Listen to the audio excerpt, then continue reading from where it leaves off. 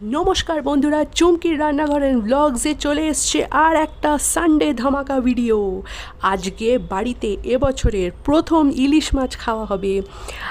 এত ভালো লোকটা ইলিশ মাছটা দিয়েছে, আর সাইজটা দেখুন একদম ব্যাপক।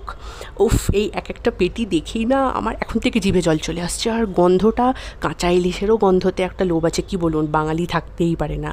আর এই যে আসল খাজানা, ডিম। ইলিশ মাছের ডিমটাকে ভাজা হবে, বাকি মাছ ফ্রিজে তোলা আছে। এই 3টে পেটির পিস আর এই ডিমগুলো ভাজা হবে, সাথে একটা লেজা ভাজা। আমার অত্যন্ত পছন্দ ইলিশ মাছ ভাজাও, ইলিশ মাছ ভাপাও। তাই দুটো আইটেম হয়ে আজকে হয়ে যাবে ইলিশের ভুঁড়িভোজ।